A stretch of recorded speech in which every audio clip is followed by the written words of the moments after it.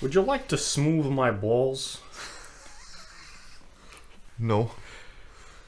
Hi, I had a look over your profile. It seems you are a great fit. @Smooth My Balls is interested in working with you. Can you please drop them a message here @Smooth My Balls? Yeah.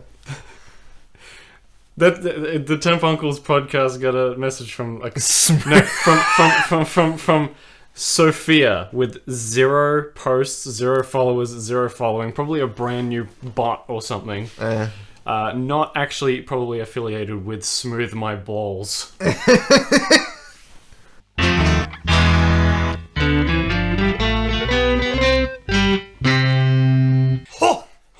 Hey everybody, welcome to the 29th episode of the Temporary Uncles podcast. Holy shit, is it? Yeah, hey, Fortnite Big Chungus. Holy shit, it's him. Yeah, it's me, Robert De Niro. Welcome. I'm your host, Uncle Number 1, Robert De Niro, Yeah. and this is Uncle Number 2. It's me, Dunkachino. Dunk Pacino. It's not Al anymore. It's Dunk. Dunkachino? Dunk Pacino. Oh, you're right. It doesn't sound like Dunkachino. Bye. Bye. We seem to open almost every episode with, "It's been a while since the last one." It's because we haven't bothered attempting to keep to a schedule like we did when we started the podcast. We attempted to do it once every 2 weeks or so. We were young and spirited and well scheduled and smooth. That was 2018 when we started. Yeah. Yeah, that's how long we've been doing this, and yet we're only at episode 28. But that's fine. It's not like we do this for a living anyway, so we only really can do this when we have the time. Yes. And when we feel like, not like disrupting anyone's- the peace of the house and and recording ourselves making stupid noises. Not like anyone's holding their breath because they'd be blue in the face by now. Yeah. Well, I think we only did about one episode in 2020, which is funny when you consider the fact that we could have recorded whenever we wanted to over Discord. No, we but just didn't want to. No, because we it would did sound do like, it. We did a Discord episode and it was bad. We did an episode, but we did one episode. If we tried doing multiple episodes, maybe we would have got a groove through it or something, but no. It wasn't. We don't have the internet connection for that to be a feasible option, so to do this in person is much better. It wasn't like the vibe was off. I couldn't get in the same mindset. It was just that it sounded like dog shit, or one of us would, because you would get the feed from your mic, and then it was me coming in through Discord. Yeah, being like, exactly. If we were both recording only our own mics, yeah, right, it probably would have ended up sounding good. yeah. And if I synced it up. But other than that, yeah. Why isn't the past tense of sunk? Sunk. I sunk it. Well, it is in relation to the word sink, like sinking a boat. You sunk a boat. Yeah. But synced with a Y. I think it's a good way to differentiate the two versions of sync. Like Sykes with a Y. The guy played by Martin Scorsese Yes. in Shark Tale? The fish brows himself. So our last episode was in May, which is actually not as long ago as I thought it was. I thought our last episode might have been March. It's not as long as you think. But it seems like we're doing these every 2 months now instead of every 2 weeks. Every time I can pull a finger out when we do it. Whoops! We should try, after this episode, we should try doing them a little more often, but with an extra person, with a third person involved. Yeah? That might be more fun. A third wheel? This is my last week of doing the RMI TV show that I'm working on. Yeah. So this coming Friday will be the last session I'm going in, so we could do Fridays. I'm making a face, but it doesn't make any noise. No. I I'm aware of that. So since we last I think we talked about King Gizzard last time we went on. Last time we did this. We went and saw King Gizzard back in March or so. So we probably Chunky talked Shrapnel. about. No, so we saw them live. We probably talked about that. What we haven't talked about is Chunky Shrapnel, which we went and saw at the Astor. Chunky Shrapnel is the new King Gizzard movie. We did watch that last year when they released it on Vimeo. Yes, so we watched watched it at the premiere online, but then we went to see the IRL in the flesh brick and mortar premiere at the Astor on Chapel Street. Back in maybe a month-ish ago, somewhere in Longer June. than that. Oh, it was somewhere in June. It wasn't. I'm pretty sure it was in June. Haha, it was in May, you fool. Yeah. So, what did you think of the movie? It was alright. It was good. It was good. The first time is even better the second time because we have all the surround sound stuff. And you see the physical grain of the film when you, even though I think it was a digital projection, you could definitely see the grain a lot more on a big screen than you could when watching it on a computer. Yeah, and I think that the audio experience was vastly different. Like, it may have just been the setup, but when I first saw it online, it sounded very studio. It was like, right, I can hear most of all the things quite cleanly, despite it being, it's a concert film, but, they would have recorded things, they would have recorded them as cleanly as possible so they could do what they wanted. But then the film premiere version sounded very live, which is in part going to be a function of volume and in part going to be a function of the size of the room. But I think that Stu, who went away and remixed it, just decided that that's the feel that he wanted to go for. So he did actually go and remix it after the online premiere? Yeah. So he remixed the film for the premiere. Oh, nice. Yeah, and so it does sound like a gig. It sounded very nice. There was just a lot more room sound. It's harder to hear everything individually, which is a trade-off. But I suppose if the vibe that you're going for is I'm in the room with the band, then I think that he nailed it. Well, hopefully that will be what the Blu-ray ends up sounding like as well. It'll probably come with a full surround sound mix on the Blu-ray. I will definitely grab the Blu-ray as soon as it comes out, and we'll have to watch it again with the surround sound speakers at my place. That'd be cool. And so after the premiere of the film, or before the premiere, so as often normally when we go and we see a film, we all get together and we have dinner. And, Chapel Street, there's, as many places to eat as you could possibly imagine because the street's long as shit, and that's just kind of the area. It's full of restaurants. There's a really nice little place called The Parlour. Yes. So this was our second time going. Our first time was when we saw Star Wars. Yeah, and so we went up Chapel Street to find somewhere, and we walked past this smoothie place, and on the street was Stu. He was just, leaning up against the wall, looking on his phone, waiting for an order. And, I clocked him, and I just sort of, gave him a little nod. You clocked him in the face? Yeah, I smashed him, being like, you can't... I saw him and sort of went, oh! I'm sure that he could see on my face that I was surprised, and I gave him a little nod, and we walked on, and we didn't bother him. And we did wave at him. I think a few of us waved at him. Yeah. We were like, hey. And we know who you are. I don't know about you, but I thought that was going to be... It'd be like, right, well, we bumped into him and then we saw the film and we're gonna, talk about the time that we happened to see Stu McKenzie on the street. And then we went back into the building and it was, pretty busy, and there was a table set up and they were selling some shirts, and there were two blokes standing behind the table. And they were selling vinyls. Vinyls, shirts, etc., paraphernalia to do with the film. And I saw one of the guys there, I thought, that looks a lot like Lucas, who plays bass in King Gizzard, but that... He wouldn't be selling shirts. They would have, because there was one guy who I didn't recognize at all, and then there was this guy that I thought I recognized. Going, that's not it, surely. I think one of them was also Jason Galea, the guy who does all the album artwork. Oh, really? I think he was there. Right. I don't know if he was behind the desk, but I'm pretty sure I don't know he what he was looks at the like. event. No one knows what he looks like, and that's probably why there weren't people taking photos with him. Yeah, and then I was like, oh, well, that's not... And then I saw... Cavs, their drummer, walking up from where the toilets were. And well, that's okay. Well, so a few of them must be here. And I saw Cookie as well, who's multi-instrumentalist who plays guitars and keyboards. And he was there. And I'm like, okay, well, maybe not everyone. And we go upstairs and we get seated.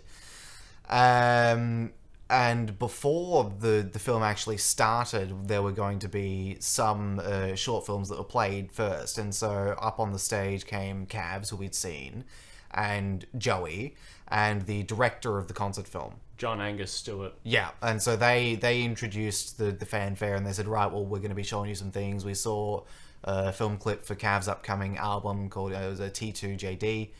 Great drum solo. We also saw a few short films by John Angus Stewart. Boy Time. Yeah. So what's their film? The film company called? PHC Films. PHC, right? Yeah. So a few films by PHC. So one of them was a dude sitting on his bed and talking about how he likes to jerk it. Every Man, which was something. I think it was a dude talking about like a night out, or dude having a night out, or something like that. Then there was Boy Time, which was a man describing his process. And then there was The Simpsons Suck Now, which is a music video for the Bull Ant song. Yeah. Which is half music video and half just like short film about like an abusive husband. And then there was High Rivals, which is much more of just a music video, which is also for a Bull Ant song. And that was about two people getting high and doing things, I think. Yeah, I can't remember. And then much. they played T2JD, which was also from PHC and John Angus Stewart, but that was just Cavs playing the song T2JD, which was it was so cool. It was just doing like this 10-minute drum solo on screen, like the camera going around him. It was really cool to experience that in a big theater. Yeah, it was very well shot, and it was a great composition. I mean, usually when a drum solo starts, I'm thinking, right, well, how long is this going to go for? But it kept my attention, which is rare, because it had movements and it had dynamic changes. It starts very soft and it starts with mallets, and then eventually, and it gets much harder and better and faster and stronger. Yeah, it gets Daft Punk, and it evolves, and it was an impressive piece of music. It wasn't just how fast can I hit. It was there were intricate patterns in there, as full of polyrhythms, and it was a really well written piece. And then we got to see the film, which we already talked about. Yeah, we just talked about the film. Yeah, which was very enjoyable. And then so we come out of the cinema of the actual place with the screen, and so it's a multi-story building, the Astor. There's like a landing, and there's a big hole that sort of allows you to look down onto the ground floor. And we look down onto the ground floor, and I see those two men standing behind the shirt table again, and I've gone, well, that's definitely Lucas. And then in the crowd, I see Ambrose, and I've gone, oh, okay, well, they must all be here, because I think that by that point we'd actually seen everyone. Mostly everyone who was still in the band. Eric was not. Eric was not there. Yeah. And so we went down, and we should also preface that Kevin was there, and he brought his big chunky shrapnel vinyl to get all the band members to sign. His big chungus shrapnel. I believe he did get everyone to sign it. He may well have done. So he went right up to Ambrose and got a picture. Well, he got one from Lucas first. Okay, yeah. Yeah. He I think he bought a shirt. Yeah. You also bought a shirt. I bought a shirt so I could get Lucas to sign it. Exactly. And then so you lined up, you got Lucas's signature on your shirt, and he got it on his vinyl cover. And then everyone was flocking around Ambrose. Yeah, by the time that you and I were really thinking of getting a picture with him, I think that he had to go, and so I was, we'd sort of stood in this... Kevin did get one. Yeah, Kevin got one, and then so we'd filed up, and by the time that the line sort of got to me, he was on the way out, and I didn't want to stop him, so I just just let him go. So, and then I think we got one with Cookie, who'd sort of gone out and then come back in. I can check the exact order because we took photos with the guys, and so... Yeah, and then I think Stu reappeared, and we got a picture with him, and then so then we got a photo with Cookie. Oh, so you've got more photos of this than I thought. Yeah, we got a photo with Cookie. Then we took a photo with Stu. He signed your shirt and Kevin's vinyl, and I think they also signed my Fishing for Fishies CD. Yeah, just because I decided to bring that along. And then we met Lucas. We went back upstairs because we saw that Lucas was up there. Not Lucas. So Joey and Cavs, we could see were upstairs, and we got, oh, quick, we gotta go. Well, I think we saw Joey. I don't think we noticed Cavs was there until we got upstairs. Yeah, so we went up. We're being very detailed about this. So yeah, we hurled ourselves back upstairs, and I think we lined up for Cavs first, and yeah, it was a super nice guy, and I told him what I thought of his his song, and he said thanks, man, like it really meant something to him for someone to say something nice about his song. And I talked to him about how I really liked Tyson Crying, his album as Bull Ant, and that I would love to just see a Bull Ant show, That'd be Joey, right? Though we were talking about Joey. No, I was talking about Cavs. Yeah. Oh, well, we saw Joey first, and then I talked to Joey about how I liked Tyson Crying. Yeah. And then you went to Cavs and talked about how you liked his song. Oh, I thought we spoke to Cavs first. No, Joey was first. It was Joey and then Cavs, and then I think we had a quick little chit chat with the director. Yeah. And I mentioned that I was doing a music video, which then never went to fruition because of fucking lockdowns. Just an addendum for Joey is so I think he had a pen on him. Yeah. And I asked him to sign my shirt, and I said, "Oh, you're a legend, mate." And he goes, "No, you're a legend." You're breathtaking.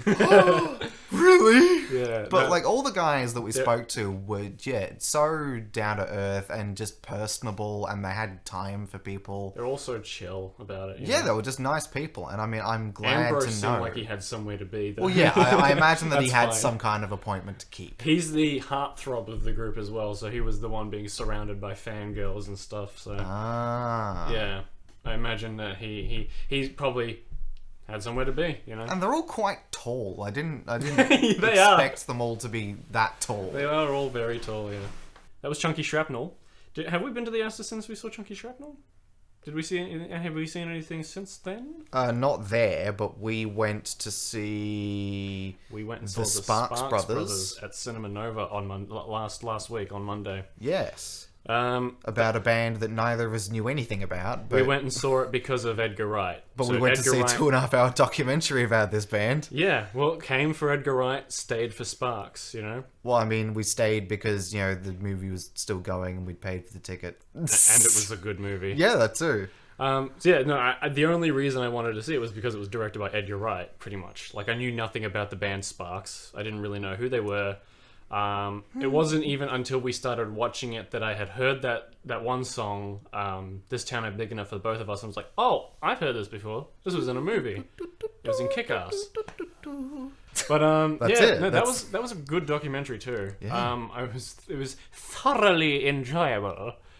It was about Mark Bolan and Hitler. I like those documentaries with it's like, it's just a bunch of people who are passionate about a thing talking about a thing, Yeah. It's similar to Not Quite Hollywood, Bunch of filmmakers. Oh, is that the Australian one? Yeah. A bunch of filmmakers passionate about Ozploitation cinema talking about Ozploitation cinema, Yeah. Except that one was only about an hour and a half. Talking about Turkey Shoot. Yeah. And Razorback. Yeah. And I said, I knew nothing about Sparks before the movie, and now I feel like I know too much about Sparks. Really? That was the joke. And then Sparks liked my tweet. That was pretty cool. Oh, that was a joke. That was epic. That was really funny. Thanks, man. I'm very proud of myself. I lol. I epic funny. I lol. I epic farty. Between then and now, we also happened to see Mortal Kombat. We did. Where did we watch that in a cinema, or did we watch that on Discord? We saw that at Village. Yes. Village Cinemas.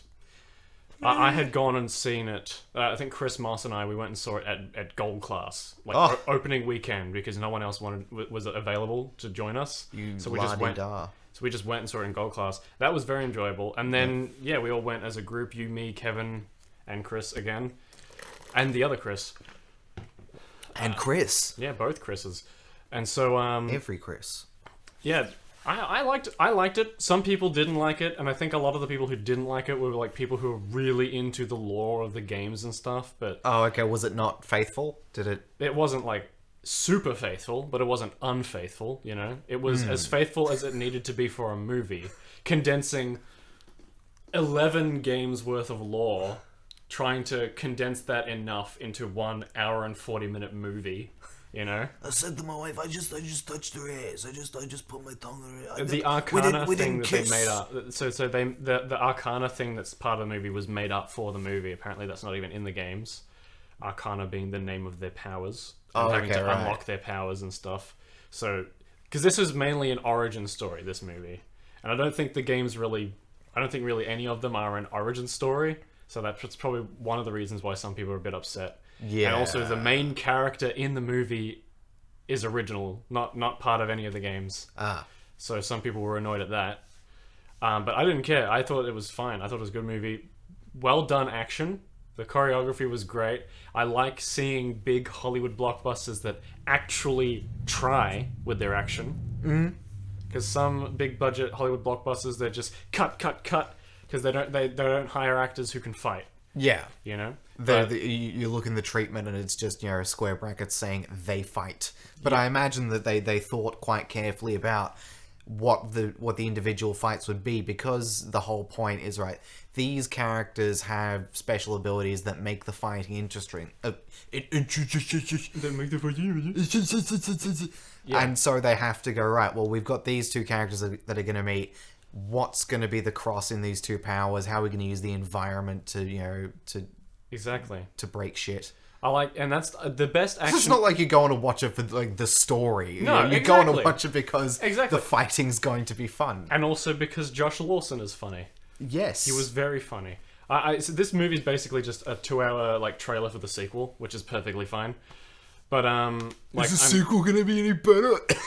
I'm sure the sequel will end up being even better than the first one, just because they're probably going to lean a little more into how wacky the games can get. Because this first movie, it's a bit weird, it's a bit wacky, it's very gruesome. I loved the fact that they actually gave it an R rating, an Australian R rating as well, which is more than an American R rating. What about a pirate R rating? A lot of American R-rated movies in America just get an MA here. Oh, okay, right, yeah. It's happening with The Suicide Squad, That's going to be MA in Australia. What does that mean, that they have to tone it down, or...? No, it just means that it's not hard enough to get an R rating in Australia. You think that's hard? That's not even an R, mate. Because a lot of the times, Americans, they'll, have to tiptoe just far enough to the edge of R before they can get an NC-17, Mm-hmm. NC-17 means... no advertising. Barely anyone will see your movie if it's NC-17. You'll get half the amount of theaters you would get if it was an R rating, and you would get maybe a few TV, probably no TV spots for an NC-17 movie. Barely any billboards or any posters or anything like that. You would have a very limited marketing campaign if your movie got NC-17. Some people are fine with that. They don't want to compromise for an R rating, and they'll just release it as is. Yeah. Some will just make a scene black and white, like in Kill Bill.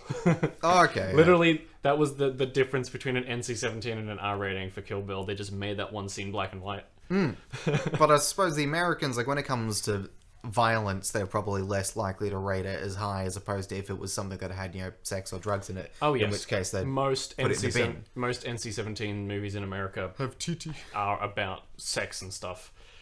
We had the X rating, but now I think that is just for pornography. Yeah. Now it's pretty much just an R rating. Anyway, Mortal Kombat, the violence, very good. Liked it. And I love it when action movies actually do, they play with the environment, they play with the abilities of characters. A fight scene between a boxer and a martial artist isn't just going to look like two guys fighting. It's going to look like a fight between a boxer and a martial artist. They're going to use the moves differently. I like those kinds of action movies more than just they fight. Can I quote you saying violence good, I liked it, and take it out of context? Sure. Nick Owens, violence good, I liked it. But why the need for such gruesome graphic violence? Because it's so much fun, Jan! Get it! Well, speaking of gruesome graphic violence, we also watched all the Saw movies recently. Yes, so I think that's where the confusion came about where it is that I watched some of these films, because this was during the lockdown, and someone here was very eager for us to watch all of the films so we could go see Spiral. Yeah, quickly as possible. I wanted to go see Spiral, and originally I wanted to go see Spiral when it was out in cinemas, but we still hadn't seen Mortal Kombat, so Mortal Kombat was interfering with us going and seeing Spiral. Yeah. We couldn't see both because Mortal Kombat was leaving cinemas soon. We wanted to still see that in cinemas, and so on the build-up to Spiral, we wanted to watch all the Saw movies. Yes. Yeah. And then lockdown happened, so we just decided, fuck it, we'll watch all the Saw movies over Discord. even though they probably would have ended up being more fun if we watched them in person, but we didn't care. We watched them over Discord. We continued watching them over Discord because, you know, even after lockdown, we hadn't finished them, and then you know, how many people were there? There was about 5 of us. Having to organize 5 of us when there was only maybe 1 or 2 days a week when we were all free, you know. And then, for some reason, Spiral, they just decided to not, like, extend the period that it was in. So it was in cinemas for about 2 weeks, then there was a 3-week lockdown, and then it was in cinemas for about half a week. Because they just didn't decide to extend the release. Because it wasn't good? Well, no, not that. It's just, they just didn't. But yeah, I mean... But also it wasn't that good. Also, it wasn't very good, yeah. So... What did you think of, like, the Saw franchise as a whole? Do you think there were any highlights for you? The first, like, I remember the first few of them were probably the most interesting, and because those were the ones that were the most Jigsaw centric. Because I think the Jigsaw is the most interesting character, and having him organize all the traps, you know, as, you know, these sick tests, you know, and it, you know, to sort of have him comment on things that he thinks are reprehensible, and, you know, he dispensing his version of justice, and sort of him spreading the gospel of Jigsaw, and him trying to firm up his legacy even after he's gone, and him trying to bring other people in order to, you know, make sure that his plan goes ahead. I thought that a lot of that was fascinating. When the films were mostly just, right, it's police trying to chase the whatever, or if it was someone else trying to be Jigsaw, I thought that those were generally less interesting, because maybe the filmmakers went, right, well, characters stepping into the shoes of Jigsaw, they're not going to do exactly what Jigsaw does, because otherwise, you know, why would we bother making another character? But, like, when it was Amanda, or if it was, you know, whoever else, their motives just weren't as interesting, because there typically wasn't an ability for the characters to get themselves out and redeem themselves. So it just meant that instead of watching someone struggle for life to, you know, hopefully, you know, sort of reaching out to hope, it was just torture porn, which I think is less compelling. It's also hard when, but I do like the idea that, you know, for example, Amanda just decided to be petty about it, you know. I thought that was a bit fun, because it's just, you know, Jigsaw's trying to spread this message, and then Amanda comes in thinking, like making Jigsaw think that she will spread his message, and instead she just turns it into a motive for revenge against people who wronged her, and making, like, unwinnable traps. That was I think a fairly interesting thing. But yeah, after obviously becomes a bit of a quandary when you kill off Jigsaw in the 3rd movie out of 7. So, well, I don't know what the planning for those films were, whether they started off going, right, there are going to be X amount, or if they wrote the first couple and went, all right, well, we're going to end it here, and then later some business person came in and goes, here's $1 billion, we're going to make more Saw. Well, see, horror is one of those genres where they decide to make sequels after the fact. So instead of every movie in the series being planned, they just make the movie, have it end, possibly with a bit of a cliffhanger, and then whoever's in charge of the sequel can figure it out. Maybe so that's why, like, you know, all of the flashbacks, there's never any flash forwards, there's never any foreshadowing, there's never any of that kind of stuff. It's all backshadowing, it's all twists and turns, and oh, this movie actually takes place before this movie, and all that kind of stuff, you know. It's all hindsight and editing it after the fact, for example. Because even though they killed Tobin Bell's character 3 films into it, he's in, like, all of them. 6 out of 7. He's in all of them except for Spiral, you know. He's in all of them, but after the 3rd one, all the scenes he's in are flashbacks. Yeah. And that's the thing. The flashbacks end up being some of the more interesting parts because of the fact that they have Jigsaw in them. Well, absolutely. I think that they just know how to write his character well. And Tobin Bell is fantastic. Tobin Bell is a great actor, but I mean, they can't just sort of stick him in there and hope that he's going to carry it, even though he does very well. But I think that just the way that they conceptualized his character meant that they could write interesting things for him. And I thought that his backstory was was even better the more they fleshed it out, because it wasn't just, okay, a guy, gets cancer and has a car accident and therefore he goes, I'm not gonna waste a minute, I'm gonna spend it killing people. Yeah. It's more complicated than that. Yeah, and I think that humanizing Jigsaw in this way it helps complicate matters, because you can understand why he is as twisted as he is. He's not just someone who's sick. He's someone who has a real point to make and feels like the world has harmed him. And I think that's an interesting point, because I feel, as the movies progress, Jigsaw's character becomes more interesting. Yet, all the other characters don't. Yeah. They all tend to become less interesting, less nuanced, and if anything, more like caricatures of themselves in previous films. Except maybe Amanda, because of the fact that, she's not really in the movies for that long. Well, a lot of the characters aren't on screen for that much, and if they are, they're kind of scrambling to survive. Like I almost called him Tobin. Jigsaw is probably the only one that's had time to get development. Yeah. Because everyone else is just sort of like a MacGuffin. I mean, the for example, the character who kind of becomes his right-hand man, like the police officer, he's in the movies almost more than, like, he has more screen time in those specific movies that he's in than Tobin Bell does.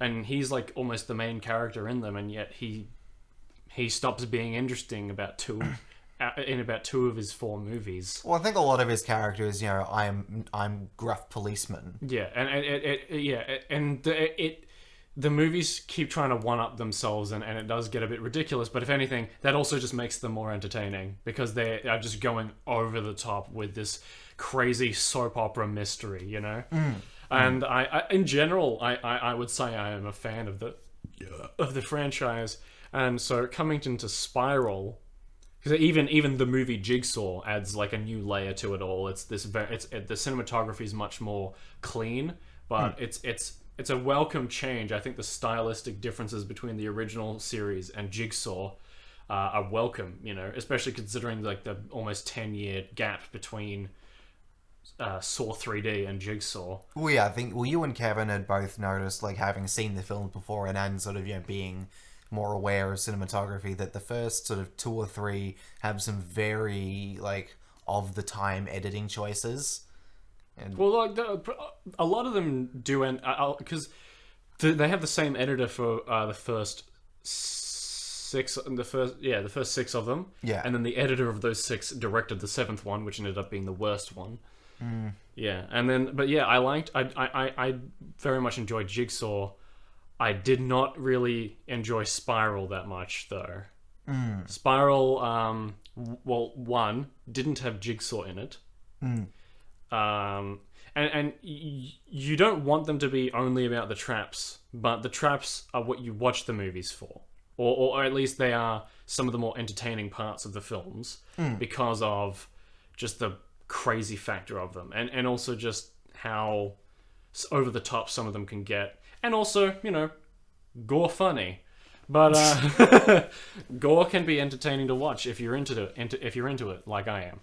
But Spiral had about maybe 3 traps in the whole film, and I don't think you saw really any of them long enough to actually see what happens to the person. Yeah, and I think they were all unwinnable. There was that too. They were all a bit unwinnable. They were all a lot more gruesome as well. They were all a lot more punishing than traps in the previous films. Guy getting his fingers pulled off. Because there's a difference between a guy getting cut in half by a pendulum. That's a pretty swift death. And a guy having his fingers slowly pulled off. Or like, he dying by just getting glass thrown at him, Yeah, but I mean, to be fair about the guy getting gotten by the axe pendulum, he also had to stick his hands in a trap that would crush his fingers. Yeah. But at least in that one, if he'd have done it, he'd have gotten out. But the guy who was getting his fingers torn off, it was like 30 seconds in and they electrocuted him. So I don't think he didn't have a chance. And it's weird considering how unsaw Spiral was, despite being from the director of some of the better Saw movies, Darren Lynn Bousman, who did Saw 2, 3, and 4. And yet, doing Spiral, it just didn't feel like Saw, partly because of the lack of a jigsaw. It also just didn't really play around with the timeline as much as all the other movies did. It's very much a spin-off. Spin-off is entirely the word to use for this. It's not even really the next chapter in the Saw movies.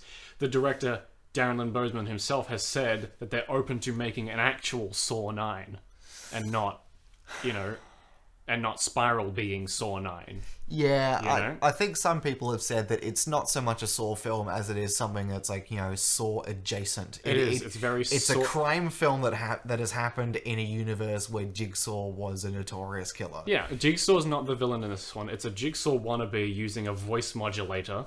I liked the character, and I liked the idea behind the character, and I liked that the movie was about police corruption and all that stuff. But I think it was maybe 2 or 3 drafts away from being actually good. Yeah. Like, it felt like they just had the idea, they wrote it down, and they went with their first version of the script. They could have added a bit more twisty-turniness. They could have added a bit more to make it a little less obvious that he was going to be the killer, and then make it maybe a little more connected to the actual main character, because it just really felt like, exposition dump, now everything makes sense, except it doesn't. Like, I think that I would have preferred to have seen a black comedy that tackles issues of police corruption starring Chris Rock, rather than a sort of soft-core Saw film that happens to have Chris Rock in it. Yeah, that would have actually been a lot more interesting, just a Chris Rock-led black comedy about police corruption. That actually might have ended up being quite fun. Yeah. Yeah. We almost got it. We almost got it, which is funny because this movie was produced by Chris Rock. Like, Chris Rock was the guiding hand in getting this movie made. And yet, I don't really know if I need to bother talking about his performance. He's a comedian. He has a funny voice. He's got a voice that does not lend itself to drama very well, which also doesn't help from the fact that he has been a comedian for like 30 years. Yeah. So we know him mostly as a comedian, and the only and because he's done is like as Marty, the zebra from Madagascar, and and that's how he talks. Yeah. That he's not putting. I mean, he yells a bit more when he's doing comedy than when in real life, but that is what he sounds like, and so it's hard to differentiate that voice being in a procedural crime drama than it is to differentiate it from being Marty from Madagascar or hearing him say the N-word on stage. I mean, like I bought his character as a cop who's just sick of dealing with bullshit, I would watch that character. Yeah. I didn't think that his character was inherently funny because it was him, but I think there were definitely elements of dry humor because that sort of comes with being sick of it. Oh yeah. When you're sick of things, you just have to make a mockery of your situation. And I think that a bit like he goes and he talks smack to one of the drug dealer that he interrogates, throws shit through his window. And Chris Rock, if by some miracle someone sends you this podcast and you have listened this far, we by no means say that you are a bad actor. No, we just think that I do actually think he did a fairly good job. It's just that his voice is inherently quite funny, and that in the movie it was hard to differentiate it from his comedic work. But in general, I think it would have been you should make that movie. Make that black comedy about police corruption. That would be a surefire hit on Netflix, I think. Like, I take, police Chris Rock more seriously than, like, John McClane. Well, John McClane's not really meant to be taken seriously. Yeah. John McClane's meant to be funny. Because Die Hard is quite a funny movie despite being a serious action film. It's funny. So, do you want to break out the questions? I was just about to say, do you want to... We're how far are we in? We're about 40 minutes in, maybe less if this has been edited down. We have actually talked about all of the points that I wanted to talk about. Oh. Which is cool. Well, there you go. So now I want to get into a funny little segment. But I was gonna say a fun little end segment, but this might end up being like half the podcast. Let's answer some funny questions. So I think that this is like a first for the podcast in that we've never really gotten correspondence before. Yeah, I feel like last time I asked people to send questions to our email, no one ever did it. I think we got maybe like 1 or 2 questions from Cat Lover at one point. No one uses about it. email, Nicholas. But now I thought, well, I'll do this on Instagram instead. We do have an Instagram account. I don't think I ever really mentioned this in the episodes. We have an Instagram account at Tempuncles. So I put in a story saying, ask us some funny questions for the next episode. And so that we got. So let's answer these in the order that we got them. So first is from a young chap named Dylan Winestone. Do you know this guy? Yeah. No? Okay. He asks, how big is Ben's nose? Shut up. Fuck off. No comment. He fucking pulled out one of those. We had a family get together in Seymour, which is like an Seymour? Yeah, Seymour Barnes, like an hour and a half away from Melbourne, and he says to my cousin uncle, what happens if Ben has an erection and walks into a wall? He breaks his nose. That's pretty funny. He obviously hasn't heard about the Texas tuck. Texas tuck? It's when you have a boner and you tuck it into your pants. I mean, I know about that, but I don't call it that. But that's what it's called. But all right. Anyway, Who? Next question is from Kevin. He asks, "When will you guys make an album? An album of what? Look at him. An album of funny moments in the sketchbook, and funny temporary uncles moments. No, it's my fault that we haven't released any actual music because a combination of laziness and busyness. It may surprise you all to know that I am busy working on many projects at once, almost all the time. So I don't often get a lot of time to do music. And the few moments that I do, you look like you're about to fart. Please don't. I have, several videos in the edit can. I also draw. I do commissions that I don't post anywhere. And I get distracted a bit because Bill always wants to play Worms. And then the few moments that I do get to make music, I'm not satisfied enough with it to send it to Ben. I have told you before that I've made some stuff that I just don't think is ready. But I should bust out the keyboard next time I have a free day. You should bust a nut. EP first though, then an album. So album PP first. When will you guys make an album? Within the next 5 years, I'd say. I think that's generous enough. That's a conservative estimate. That's a conservative estimate. I said that.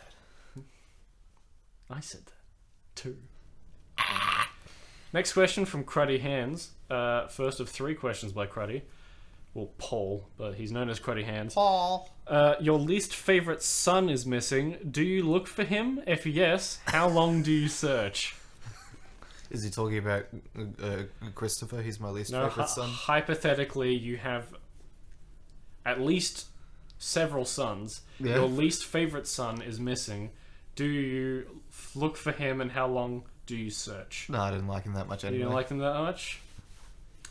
I'd look for him for like an hour. I guess it really depends on how... Because, you can have sons and you love all of them. Obviously, there will be one you like the least.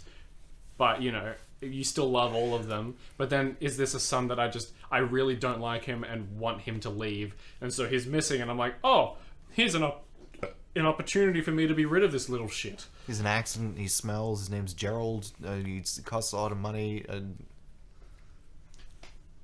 Yeah. Ben, for all the above you're reasons. You're going to forget about this episode, and then in the future you will name your son Gerald. And he will listen to this and be like, oh, what did my dad do when he was 23? Oh, he made fun of his future son, Gerald. Do you think that I would name my son Gerald? Gerald Winestone. So I can call him Jerry? Yeah, I think you would. Would you rather be 10 foot tall or 2 feet tall? Well, Ben is already a short man, so he probably would prefer to be tall. So yeah. Like if I was 10 feet So tall. so here now, okay, I need to add on to this. Is this you as your current size being just, kind of made bigger at 10 feet tall, or are you stretched? Like, did you physically grow to be 10 feet tall and you're just a lanky, long, slender man?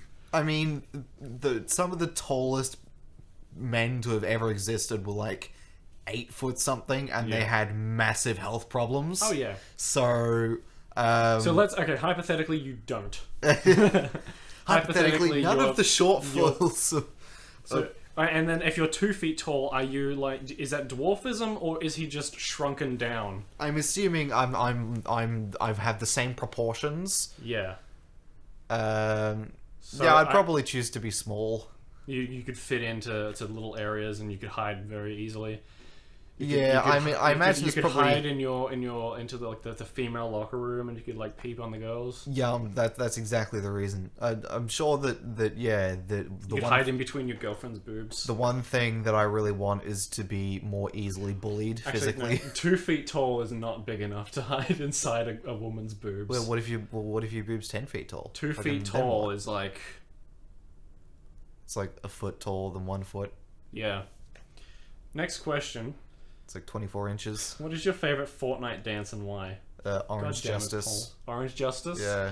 I'd say the same. Looks like the joints are made of noodles. It's like the least cringe looking dance. Jack can do it. It's funny to look at. It's funny to see 3D models of characters not built to do the dance. Yeah.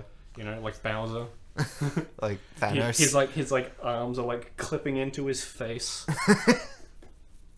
I like to see Thanos do I would like to see that happen in real life. Someone's like, body clipping as they try to do a dance. I think you might be asking a little bit much. I think that would be quite humorous and then terrifying to see someone clipping in real life. Yeah. Yeah. For the fans, I'll do a quick little Orange Justice that they can't see. Yeah. That was pretty good. That was... I've been practicing. I walk into my brother's room daily and just do the dance. Yeah. Yeah. I like the thought of you at home practicing Fortnite dances. When I say practice, I just mean I just walk into the room, just stand at the front door. I grease myself up. I don't grease myself up. I don't know what Ben does in his free time, but I don't participate in that. And I do random Fortnite dance. It's either Floss or Orange Justice because they're the only ones I can do. Yeah. I don't know how to default dance. Ben does though. What?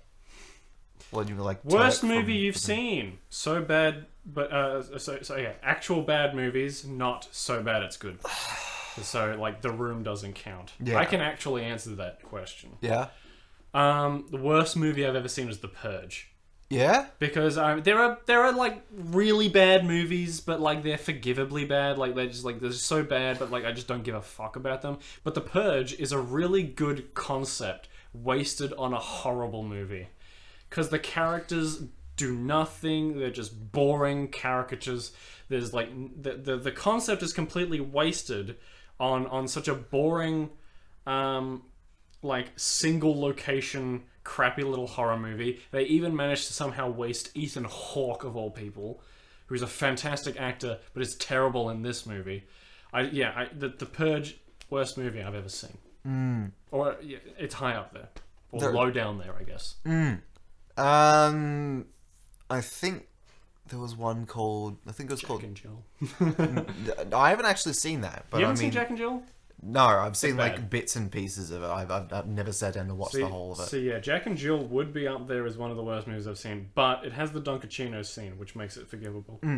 So there was one called, I think it was called Step Up to the Streets. Oh yeah, which was about B-boys, about like a breakdancing troupe. Yeah, that's what the Step Up movie is. We about. went to see it as part of you know when you get to sort of the end of your school year and you go and you have like a day out at the whatever the fuck, and and you get a couple options like, do you want to go to Gumbaya Park? Do you want to go to Village Cinemas? Do you want to? And so I think there were a couple girls that I knew that were going to see this fucking film, and I went with them to go and see it. And in cinemas. In cinemas. Oh my god. and it was just... The things you do for pussy. I mean, I didn't get any. I just sat next to him.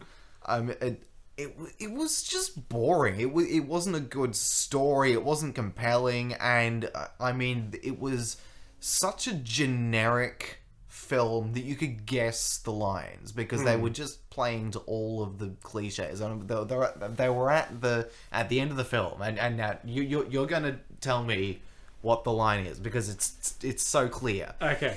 So they've done and that they've had the big whatever. We did it, babe. We made it to Minecraft. Yeah, no, and they've done the big event. The climax of the film has happened, and they're in the locker room or whatever, and the guy says, "We're more than a team." We're a step up to the streets. No! We're a family. Yes, he said, yeah. And I was sitting in the cinema, and he's like, "We're more than a team." And I turned to the girl next to him, like, "We're a family." And then he says, "We're a family." Yeah. And I'm like, oh! It was the only movies I can forgive that kind of, like... It's a motherfucking family. time vampire. The only movies I can forgive... like the real friends of the family we made along the way or whatever. The movies that like are about family and stuff are the Fast and Furious movies. Those are about family, and no one can tell me otherwise. Have you seen any of the Fast and Furious? I saw the first one, and it was very boring. The fifth one is fantastic. Is that when they start to get silly? Well, they start to get silly around the fourth one. Okay. But do I need to watch the I'd say watch the all, second and the I'd third say, as well? I'd say it's worth it to watch all of them at least once. Yeah.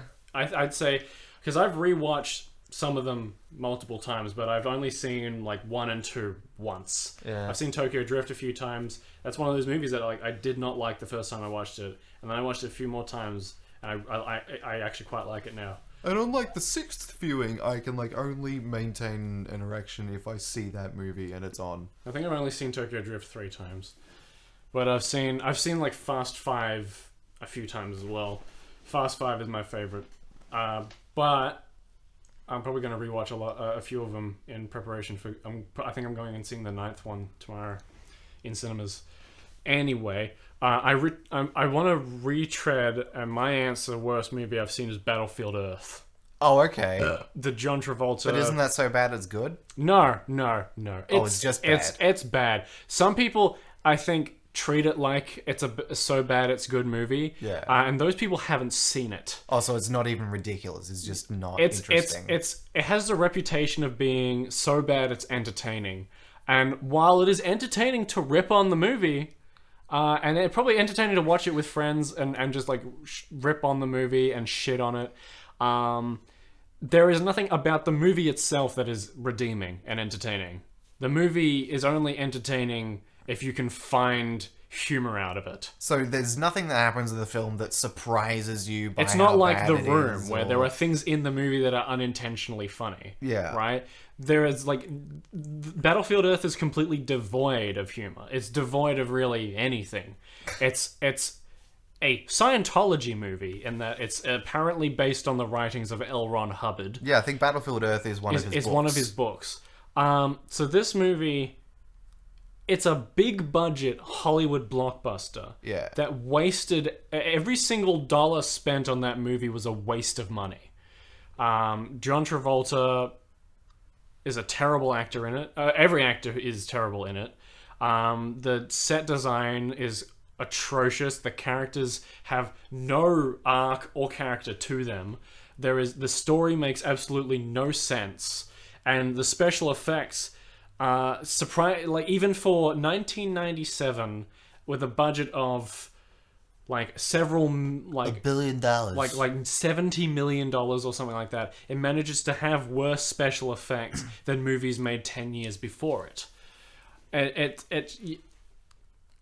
Like, okay, so The Purge is the worst movie I've seen in terms of like could have been good and it was just boring. Battlefield Earth is like actually the most offensive thing my eyes have beheld. Like you're mad that you actually saw it. I'm mad that I watched it, yeah. The movie actually made me angry. The Purge, at the very least, was like, I can see what they were going for, but it sucks. The Battlefield Earth is just like, I wasted my time watching it. So I implore you, don't even watch it as a joke.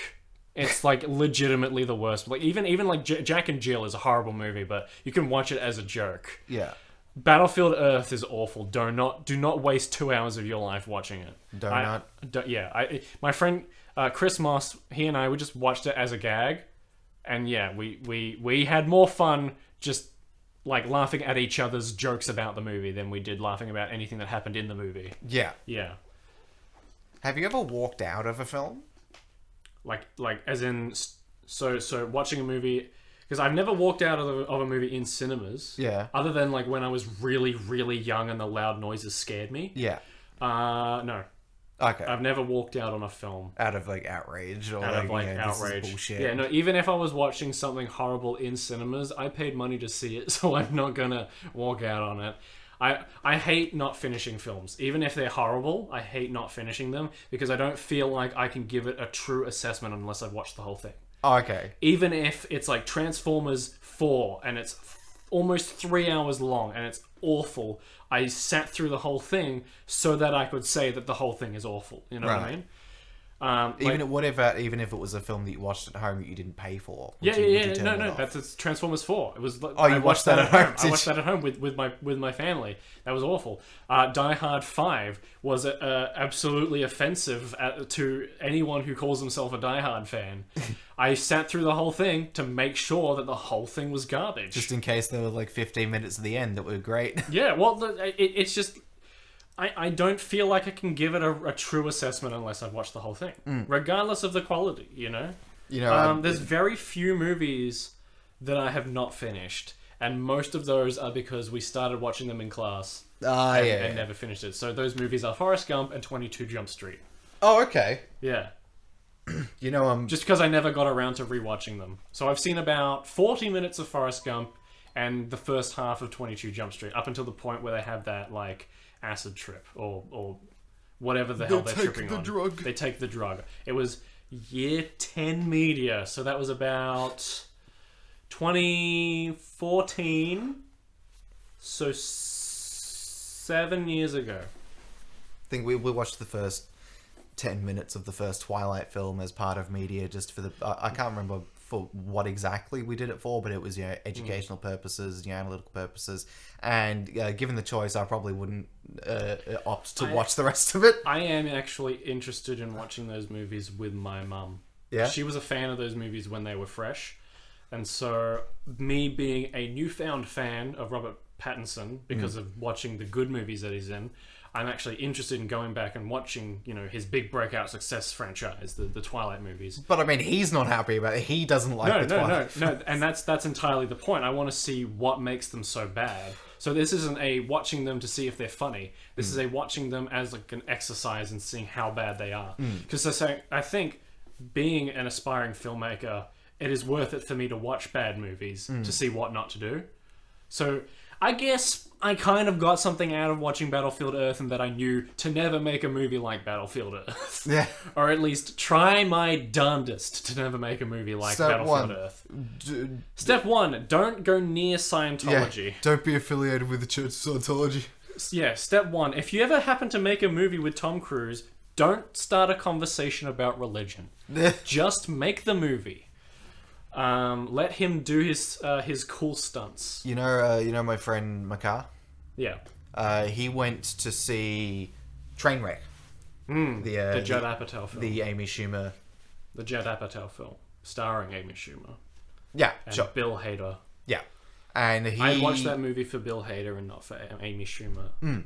He watched, I don't know, an indeterminate amount of the film first, and then he walked out. Like, I don't know, it just, like, offended his values or whatever, and he left. Yeah. I don't know. I feel like if I went to the cinema, I feel like I would waste my money if I didn't sit through the whole thing, even if I hated it. Yeah. Because even when I finish it, I feel like, oh, that was an absolute waste of time and money. But at least I finished it.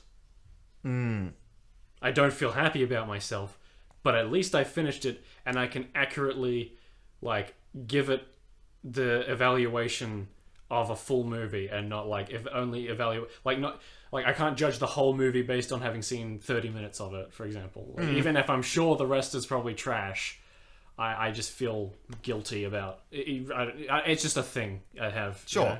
But yeah, another bad movie, you know, the Emoji Movie. Oh god, yeah. The Emoji Movie, though, I can't say it's the worst movie I've ever seen because at least the animation looks nice. The animation's like quite pretty in several points of the movie. Yeah, I mean, it is kind of overwhelming. The real like, it mainly comes from, you know, backgrounds. Yeah. The locations, the environments of the film, and some non-emoji characters look quite appealing. The actual design of the emoji characters is abhorrent. And the story of the movie is non-existent. And the message of the movie makes absolutely no sense. So, I've retained very little information about that film. For some reason, they turned a movie about emojis into a She Did That film. So... What does that mean? It's a film trying to be feminist, but not really understanding what feminism is. Yeah. Fake wokeness, you know what I mean? Yeah. What was the name of the chick character? Jailbait? Jailbreak, I think. Was it Jailbreak? Yeah, I think it's Jailbreak, yeah. Wild Style. I was going to say Wild Style. That's from the Lego movie. I know. It's like, lady with goth hair, cool lady. I mean, I can list off a number of bad movies. That's not necessary.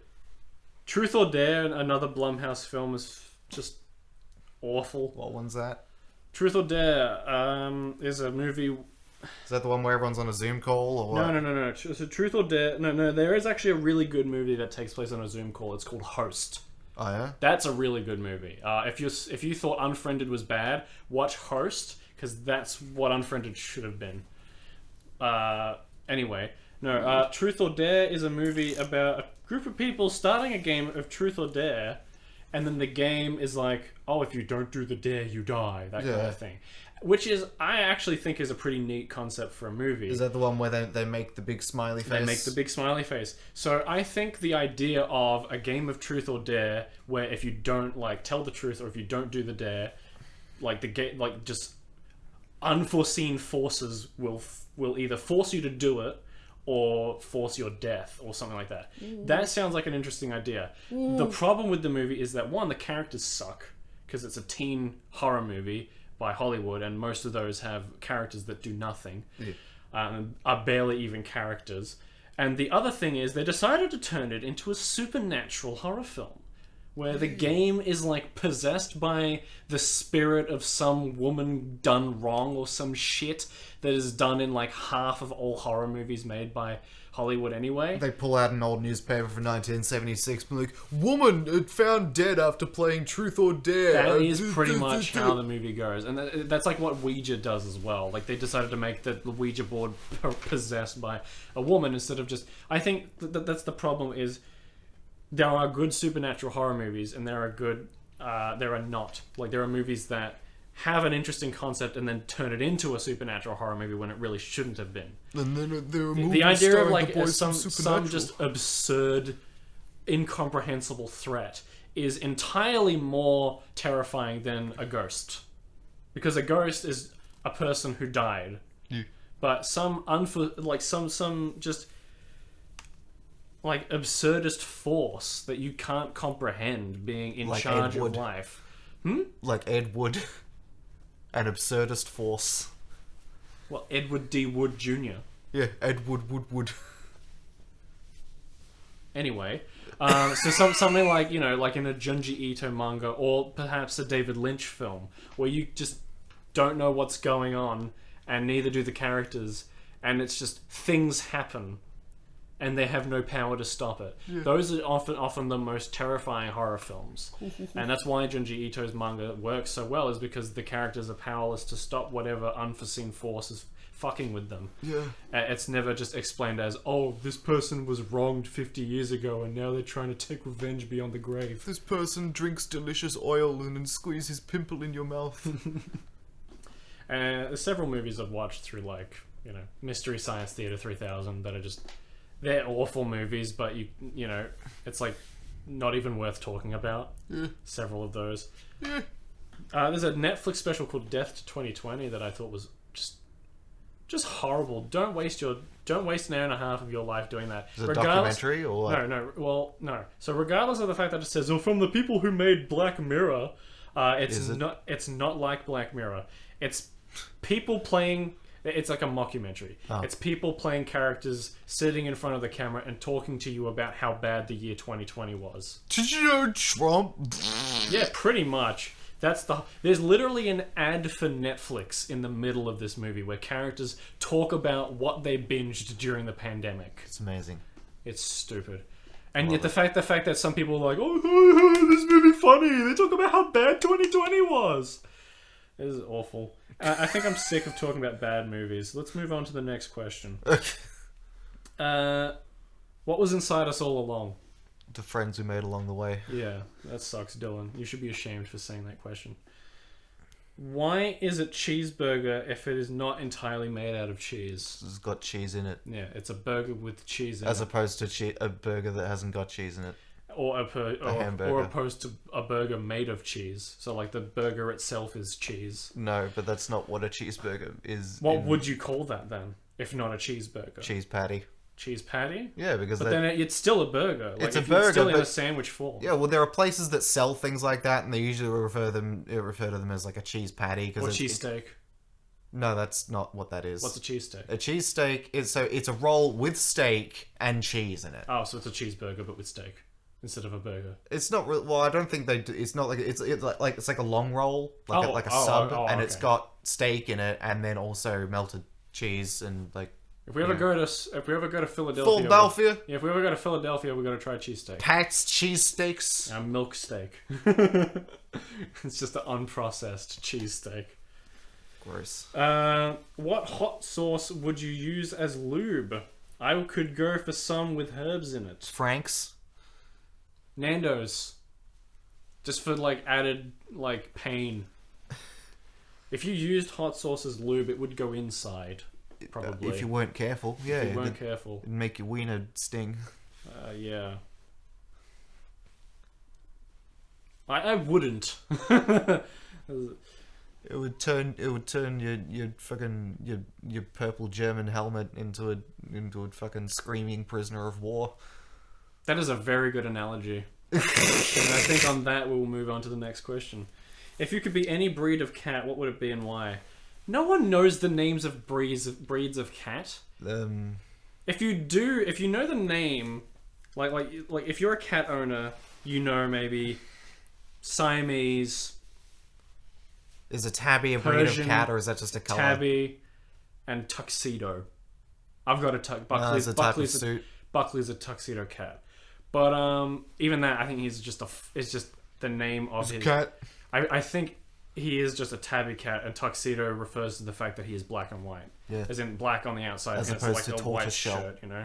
Yeah. Or ginger. I don't know. No, really, like people know the names of like dog breeds. I was like, what breed of dog is that? Is that a German Shepherd Shih Tzu crossbreed? It's like, no! Is it a German Schnitzel? It's a Husky and Poodle mixed breed. You got it wrong. But if you ask a cat owner, like, oh, what breed of cat is that? They'll say, cat. It's a cat. It's an orange. Is it like when people ask you what kind of car I've got? Blue. Yeah, pretty much. Like, it's a blue. And I know who, like, if you know the names of cat breeds, you are either a cat trainer or a vet. Or a cat. Even cats don't know what breed they are. They don't speak English. They don't speak easy. They speak with great difficulty. What is a Sigma grind set? Asking for a friend. You expect Ben to understand internet termography? Yeah, how about Sigma nuts? Hey Ben, what's Hamoud spelled backwards? It's Hamoud. I have to look this up just so I actually kind of know what a sigma... Because I know sigma... is a Greek letter, which when used in maths means to sum. And I know the grind set is means like, you know, like the mindset of people who grind, you know. Yeah, but like so Sigma, I think, refers to Sigma male, as in like alpha male and beta male. Sigma male is like a new breed of male that the internet has just created. I'm not entirely sure what a Sigma male is. I've seen memes about Sigma males. I know what a beta male is, and I know what an alpha male is. I'm not entirely sure what a Sigma male is. So if we could get write to us 123 Tempuncle Street, and let us know what a Sigma male is. Or email us at tempuncles@gmail.com. Let us know what a Sigma male is. But a Sigma grind set is the grind set of a Sigma male. Sigma male is what Greek mathematicians used to send letters to each other. You're funny. This guy here. This guy right here, he's pretty funny. I know humor. If there's one thing that I know, it's If there's one thing that I know, it's funny. Alright? Right? Yeah. And I am funny. If I know something, I'm a it's clownfish. Funny. Hey, everybody, it's me, Swagger Souls. Is that you? Yeah. Why is bad exist? Why is bad? Why is bad exist? There's a question for you, Benjamin Weinstein. I don't like your grammar. I'm not going to answer that. Yeah, you heard it here first, folks. Ben,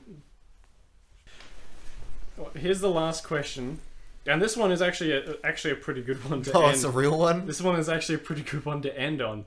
Would it be possible to make a profit off of being someone's temporary uncle?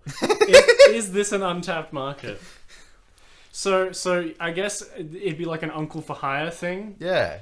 It's like how you hire someone for the girlfriend experience, or like you can Yeah, I mean, I would were I old enough to pose as someone's uncle. Yeah.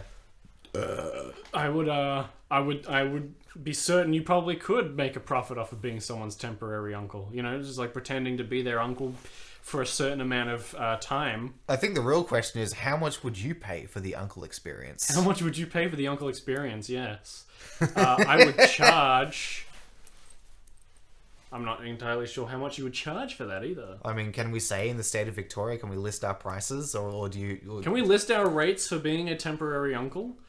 We can't... I do full service. I guess we could start a Patreon for the Temporary Uncles podcast, and technically we will be being paid for being someone's temporary uncle. Yeah. It's an idea. It's a, a service that could potentially exist. So write into us. Tell us what would you want? What would you hire a temporary uncle for? And how much would you pay? That's your homework, children. Our nieces and nephews, if you would. So you, listener, our temporary nieces and nephews, write in the comment section below, what would you want your temporary uncle to do if you had a temporary uncle for a day? Did you know there is a collective noun for nieces and nephews? It's nibblings. Yeah, nibblings. Our temporary nibblings. What's up, my nibbling?